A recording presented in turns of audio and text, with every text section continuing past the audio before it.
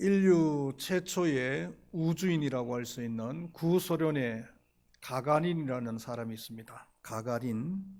이분은 1961년 4월 12일 날 우주선을 타고 대기권 밖을 비행을 했습니다. 그리고 지구를 한 바퀴 돌고 그리고 다시 지구로 돌아왔습니다. 그가 우주에 가서 우주의 모습을 보면서 신은 역시 존재한다 라고 인정을 할 수밖에 없었습니다. 찬송가에 있는 가사처럼 주 하나님 지으신 모든 세계, 정말 너무나 질서정연하고 저절로 생겨났다라고는 말을 할 수가 없는 것입니다. 가가린이 우주에서 돌아온 후에 그 당시 공산당 서기장이었던 흐르시초프가 가가린을 찾아왔습니다. 그리고 물었습니다. 우주에 가보니까 과연 신이 존재하던가? 이렇게 물었습니다. 그럴 때 이 가가린이 대답하기를 네, 신이 존재하더군요.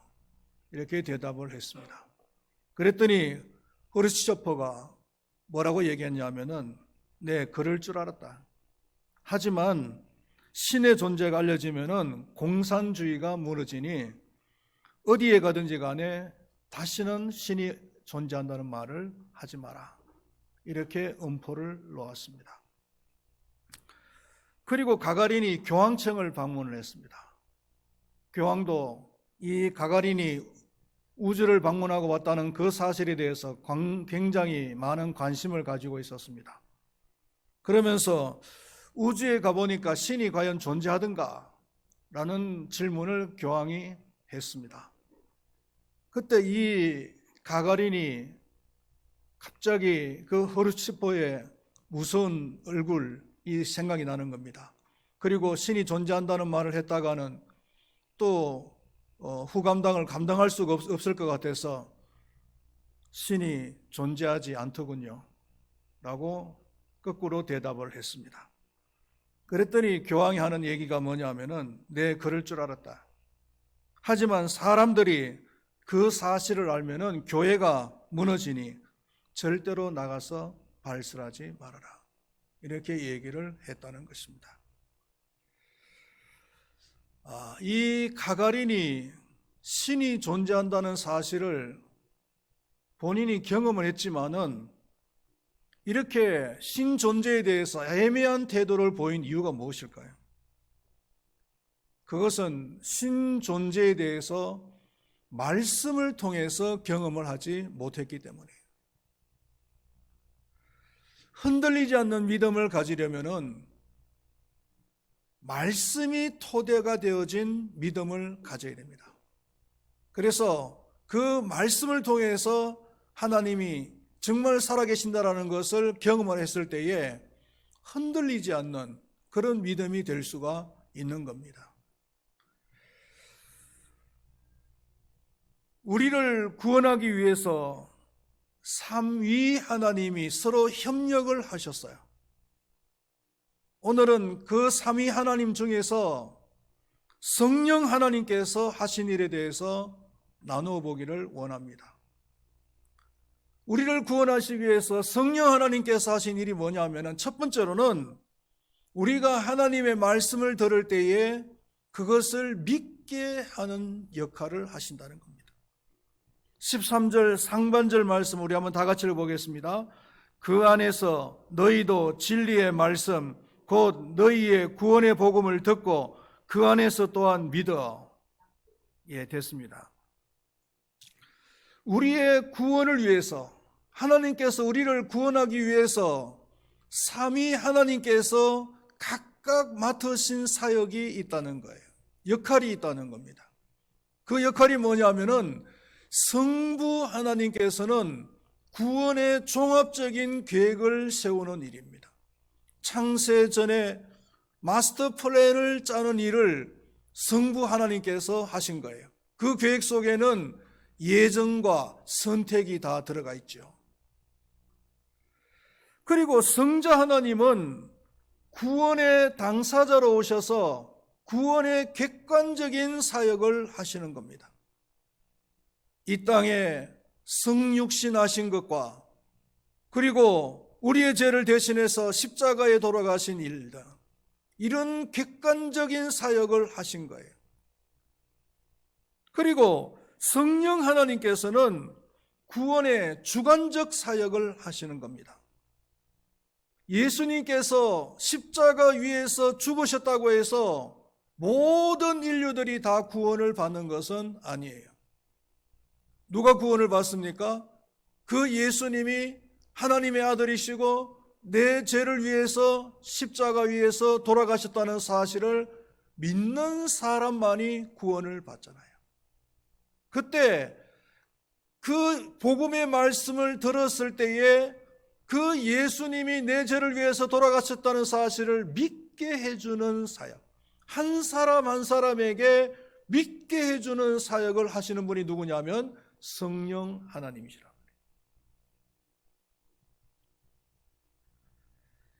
그래서 고린도전서 12장 3절에서는 성령이 아니고서는 아무도 그리스도를 주라고 할 수 없다라고 말씀했죠.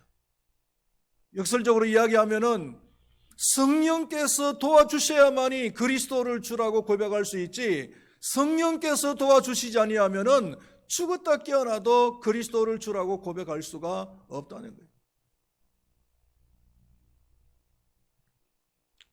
삼위 하나님에 대해서 우리는 오해를 하시면 안 됩니다. 어떤 사람들은 이 삼위 하나님이 시간적으로 변형이 되어서 사역을 하신다라고 생각하는 사람이 있어요. 이게 무슨 말이냐면은 구약시대 때는 성부 하나님이 사역을 하셨고, 그리고 사람의 몸을 입고 이 땅에 오셔서 33년 동안 예수님께서 사역을 하실 때는 성자 하나님으로 변형이 되셔서 사역을 하셨고, 그리고 그 이후로 지금까지는 성령 하나님으로 변형이 되셔서 성령 하나님께서 사역을 하신다, 이렇게 주장을 하는 사람이 있어요. 구약시대 때는 성부 하나님, 33년 동안에는 성자 하나님, 그리고 지금까지는 성령 하나님이 사역을 하신다, 이렇게 주장을 한단 말이에요. 이것은 잘못된 것입니다. 신학적으로 말하면 양태론이라고 하는 이단입니다. 혹시 여러분들 그렇게 알고 계시지는 않습니까? 그것은 잘못 알고 계시는 거란 말이죠. 구약시대 때도 하나님께서는 구약시대 삼위 하나님께서는 구약시대 때도 함께 사역을 하셨고 지금도 함께 사역을 하셔요. 지금은 성령 하나님께서만 사역하시는 것이 아니라 성부, 성자, 성령 하나님께서 함께 사역을 하신다. 예를 들면은 지금 성부 하나님께서는 하늘 보좌에 앉으셔서 심판하시는 사역을 하시고 있다면은 성자 하나님은 그 하나님 보좌 우편에서 우리를 위해서 대신 변호하고 계시는 사역을 하고 계세요. 우리가 죄를 지어서 연약해서 죄를 지으면은 성자 하나님께서 우리의 그 연약함을, 우리가 죄를 지을 수밖에 없는 그 상황을 하나님께, 성부 하나님께 변호를 해 주신단 말이에요. 만약에 성자 하나님께서 변호를 해 주시지 않으면은 우리는 여기서 이렇게 있을 수가 없어요. 그리고 성령 하나님은 뭘 하시느냐? 우리의 구원을 위해서 구체적인 일들을 하고 계시는 거예요. 그러니까 지금도 성부, 성자, 성령 하나님은 함께 우리의 구원을 위해서 사역을 하신단 말이죠. 또 어떤 사람들은 삼위 하나님이 우열관계에 있다라고 말하는 사람이 있어요. 이게 무슨 얘기냐면은 성부 하나님이 최고고 그 다음에 성자 하나님은 두 번째. 성자 하나님은 성부 하나님께서 만드신 모든 피조물들 가운데서 가장 우등한 존재 정도. 그리고 성령 하나님은 인격적인 존재도 아니고 그저 성부 하나님의 힘, 기운, 영향력, 정도밖에 안 된다. 이렇게 주장하는 사람들이 있어요. 누가 이렇게 주장을 할까요? 우리 주변에 많은 사람들이 있어요. 이렇게 주장하는 사람들이. 여호와 증인. 여호와 증인들이 이렇게 주장을 하죠. 그 사람들은 여호와 하나님, 성부 하나님만이 최고의 신이다라고 이야기하죠. 그리고 성자 하나님은 성부 하나님이 만드신 피조물 중에 하나예요. 성령 하나님은 인격도 없는 존재예요. 그저 성부 하나님의 영향력, 기운, 힘, 그 정도로만 생각을 하는 거죠. 그러니까 그 사람들은요, 이 세상에서 자신이 구원받은지 안 받은지도 확신이 없어요. 그래서 열심히 전도를 해야만이 구원을 받는다라고 생각을 하죠. 성령 하나님을 하나님으로 믿지 않으니까 그런 거죠. 성자 하나님이 피조물입니까? 성령 하나님이 인격이 없는 분이세요?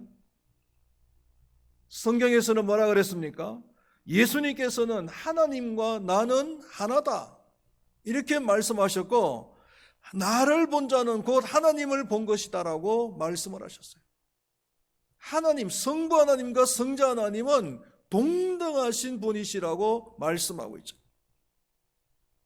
그렇기 때문에 우리가 신앙생활하면서 하나님을 부를 때 오류 중에 한 가지가 뭐냐면은 성부 하나님에 대해서는 님자를 붙이죠. 성자 예수님에 대해서도 님자를 붙여요. 그런데 성령 하나님에 대해서는 님자를 안 붙일 때가 많아요. 왜 안 붙이죠? 하나님과 동등하신 분이신데 왜 성령 하나님에 대해서 님자를 안 붙여요? 그냥 친구 이름 부르듯이 성령이라고 그래요. 앞으로는 성령 하나님에 대해서도 꼭 여러분들 님자를 붙이시기를 바라겠습니다. 할렐루야.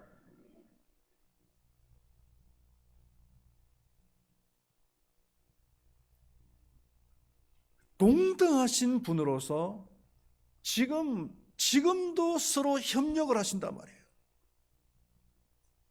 예를 들어서 기도를 하는 것도 그렇습니다. 우리가 기도를 할 때에 삼위 하나님께서 우리의 기도를 도우시는데 성부 하나님께서는 어떻게 도우십니까? 우리의 기도를 들으시는 거예요. 그리고 성자 하나님은요, 우리 기도의 보증이 되어주시는 거예요. 그래서 우리가 기도를 할 때마다 누구의 이름으로 기도하는 겁니까? 성자 예수님의 이름으로 기도하죠. 그리고 성령 하나님은 하시는 일이 뭡니까? 우리가 기도해야 될 바를 알게 하여 주시고 깨닫게 해주시고, 우리가 연약해서 기도할 수 없을 때는 친히 대신 기도해 주시는 그 역할을 하시는 것이 바로 성령 하나님께서 하시는 거죠. 기도 한 가지만 해도 성부 하나님, 성자 하나님, 성령 하나님이 서로 협력해서 사역을 하신다.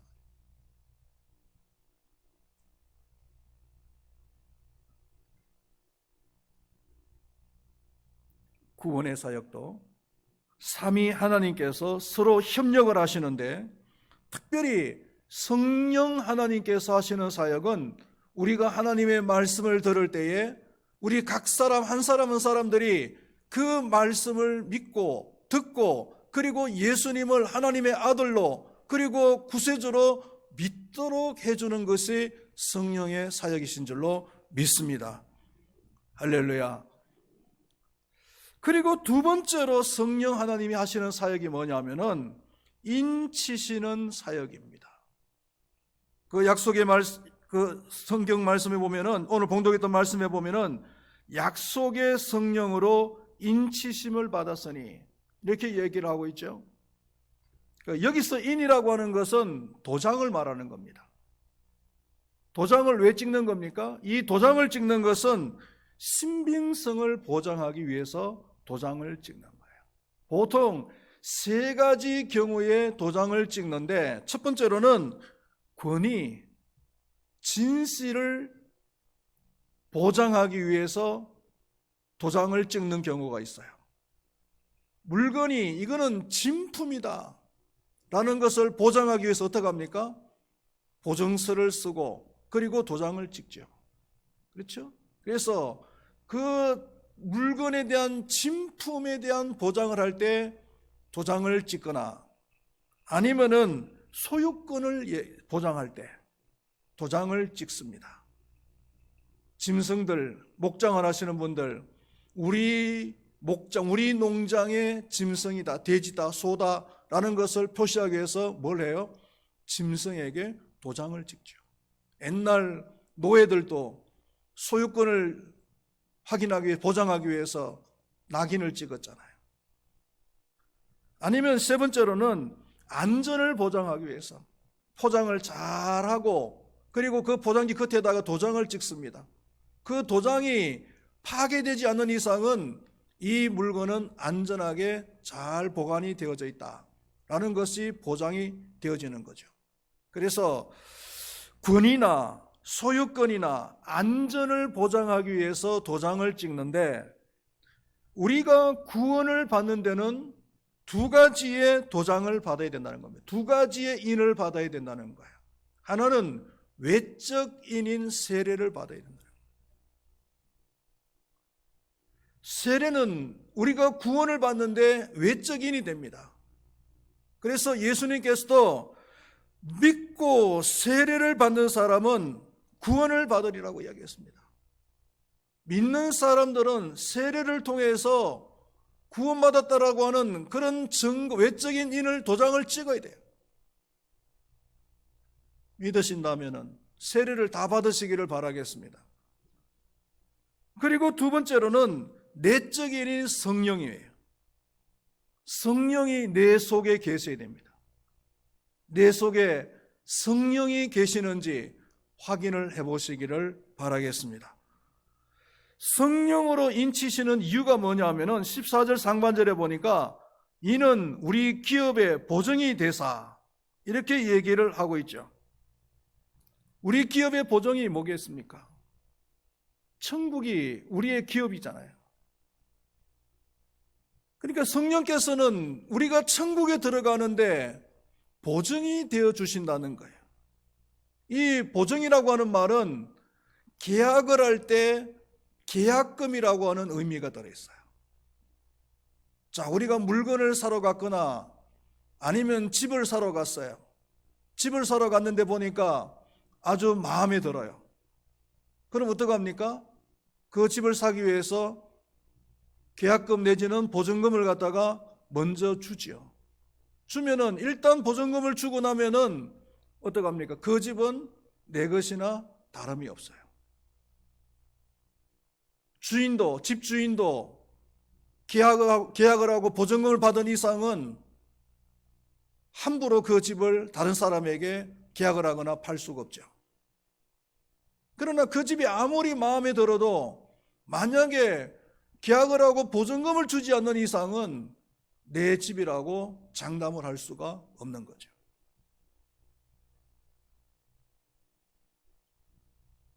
성령께서는 이 계약금, 보증금과 같은 역할을 한다는 겁니다. 우리가 하나님의 나라에 들어갈 때 하나님의 나라에 들어갈 수 있는 그런 확실한 보증이 되어 주신다는 거죠. 여러분들 마음속에 성령님이 계십니까? 하나님의 나라에 들어갈 때 하나님 나라의 문지기가 당신이 하나님 나라에 들어올 수 있는 자격이 있습니까? 라고 물었을 때 우리는 어떻게 하면 되겠어요? 내 속에 성령이 계십니다. 내 속에 계시는 성령님을 보여드리면 돼요. 그러면은 통과해요. 통과. 성령님이 안 계시면은요 통과할 수가 없어요.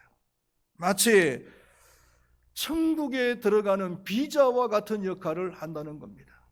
우리가 한 나라에서 다른 나라로 여행을 할 때, 입국을 할 때는 출입국 관리소를 통과해야 되잖아요.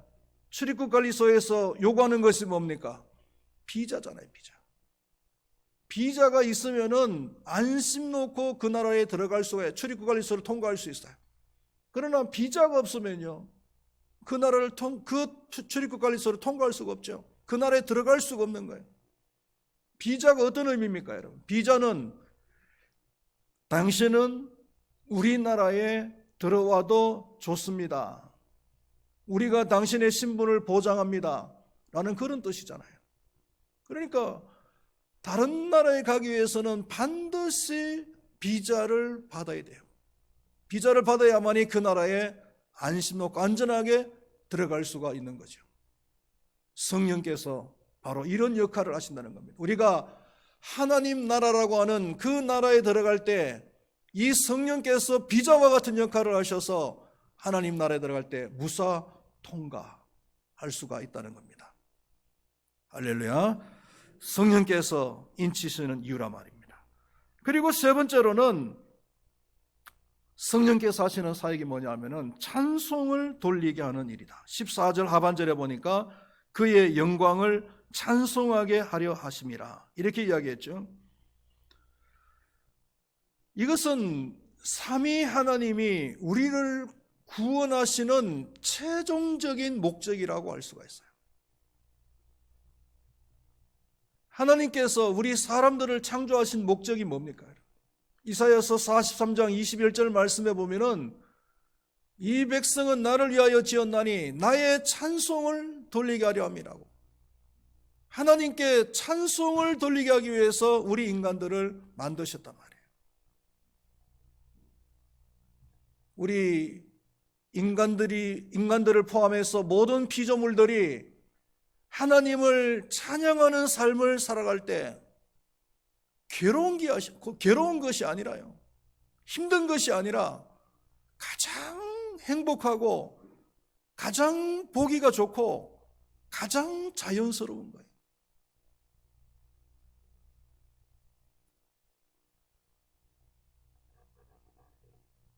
하나님을 찬양하는 그 자연 만물들을 보면은 우리의 마음이 편안해지고 우리의 마음이 행복해지는 이유가 왜 그렇습니까?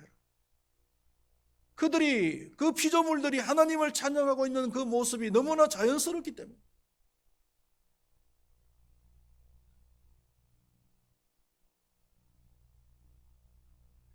그러나 하나님께 범죄한 사람들, 타락한 사람들이 제일 먼저 나타나는 양상이 뭐냐면은 찬양하는 대상이 바뀌는 거예요.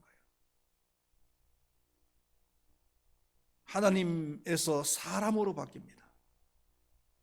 석가나 공자나 아니면은 사람을 신으로 만들어 놓고 경배하고 숭배하는 거예요. 태국이라고 하는 나라를 가보십시오. 태국이라고 하는 나라에 가보면은 그 왕이 국왕이 있잖아요. 국왕.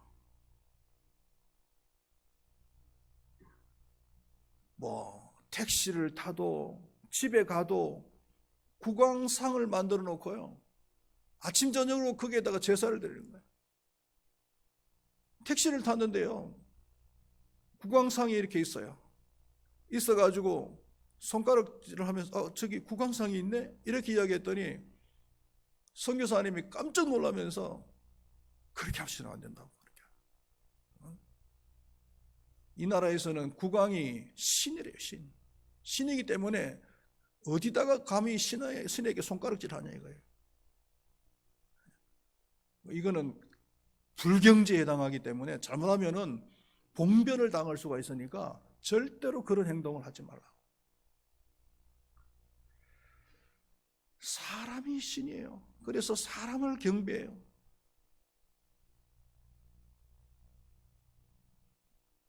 라오스에서요. 처음에 우리가 라오스에 갈 때는 일주일 동안 내내 돌아다녀도 한국 사람 한 사람 보기가 힘들었는데 어느 순간부터 한국 관광객들이 그냥 얼마나 밀려오는지 말이죠. 한 번은 저녁에 좀 산보를 하기 위해서 나갔는데 한국 사람들이 막 때려 몰려다니면서 쇼핑을 하는 겁니다. 쇼핑을 하는데 웬 여자분 둘이가 그 샵으로 들어가요. 쇼핑하기 위해서. 그래서 들어가 봤더니요. 뭘 사고 싶긴 사고 싶은데 말이 안 통하니까 뭘 살 수가 없는 거예요. 그래서 제가 물었습니다. 뭘 사시라 그래요? 그랬더니 코끼리상을 사고 싶대요. 코끼리상을. 그래서 코끼리상을 갖다가 사줬어요. 근데 뭐라고 얘기하냐면은 코끼리상을 사는데 이 코가 아래로 쳐진 거 말고 코가 이렇게 들린 걸 사달래요. 코가 들린 걸. 이 코가 이 밑으로 쳐진 거하고 코가 들린 거하고 무슨 관계가 있냐, 무슨 차이가 있냐 그랬더니 코가 들린 게 복이 많이 온대요. 그러냐고. 그래서 그냥 코가 들린 걸 찾아가지고 그것도 반값에 사줬더니 너무 고맙다고 인사하고 그렇게 가더라고요.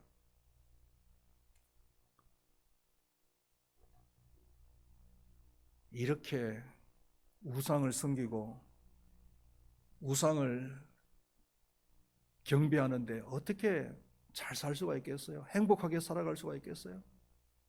아름답게 살아갈 수가 있겠습니까?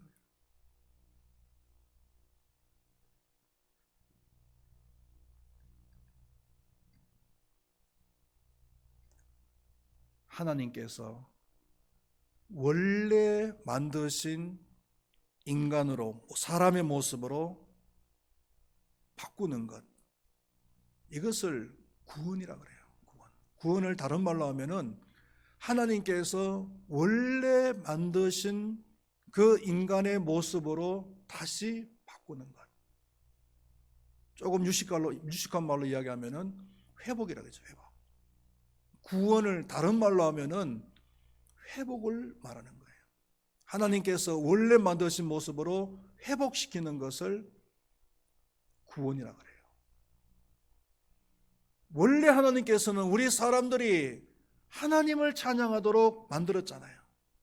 그런데 타락한 인간들은 하나님을 찬양하는 것이 아니라 사람을 찬양하고 짐승을 찬양하고 나무를 찬양하고 돌을 찬양하는 거예요. 그러니 어떻게 행복할 수가 있겠어요? 불행하지요. 그래서 하나님께서 구원하신 목적은 원래 하나님을 찬양하는 그 인간의 모습으로 회복시키는 거죠. 우리는 원래의 모습대로 하나님을 찬양하는 그 모습으로 회복이 되어져야 될 줄로 믿습니다. 구원받은 사람들은 만물의 영장으로서 능력 있는 그런 모습으로 회복이 되어져야 될 줄로 믿습니다. 구원을 받은 사람들은 만물을 다스리는 존재로 회복이 되어져야 될 줄로 믿습니다. 그러므로 구원의 최종 목적은 다른 대상에게 찬양하는 사람들을 다시 하나님을 찬양하는 존재로 회복시키는 것인 줄로 믿습니다. 성령께서 하시는 일이 바로 이거란 말이죠. 말씀을 맺도록 하겠습니다. 여러분들은 구원받은 사람임에 틀림이 없습니까? 여러분들 마음속에 성령님이 계십니까? 그렇다면 오직 하나님만 찬양하는 삶을 살아가시기를 바라겠습니다. 기도하겠습니다. 하나님 아버지, 우리 한 사람을 구원하기 위해서 성부 하나님께서 만세전에 종합적인 계획을 다 세우시고 성자 하나님이신 예수님은 사람의 몸을 입고 이 땅에 오셔서 우리 죄를 대신해서 십자가 위에서 죽어주셨습니다. 그리고 성령 하나님께서는 우리가 하나님의 말씀을 들을 때에 그 말씀대로 하나님을 믿게 해주는 사역을 하신다고 했습니다. 특별히 성령께서 하시는 그 사역은 믿게 해주실 뿐만 아니라 우리가 하나님의 나라에 들어가는 보증이 되게 해주시고, 또한 결국은 원래 하나님께서 만드신 그 존재의 모습대로 회복시켜 주시는 그 역할을 하시는 줄로 믿습니다. 원래 우리의 모습은 하나님을 찬양하면서 아름답게 행복하게 살아가는 것이었습니다. 그러나 마귀는 우리가 죄를 짓게 만들고 하나님을 찬양하는 것이 아니라 사람을 찬양하고 짐승을 찬양하고 나무들을 찬양하게 함으로써 불행한 삶을 살게 하여 주셨습니다. 그러나 하나님께서는 우리가 행복하게 살아가기를 원하셨습니다. 그래서 성령님께서 우리를 다시 회복시켜 주신 줄로 믿습니다. 우리 마음속에 성령님이 계십니다. 우리는 그 성령님을 의지해서 이제 오직 하나님만 찬양하는 삶을 살게 하여 주시옵소서. 그래서 아름답고 자연스럽고 행복한 삶을 살아갈 수 있도록 하나님께서 도와 주시옵소서. 감사합니다. 예수님의 이름으로 기도드리옵나이다. 아멘.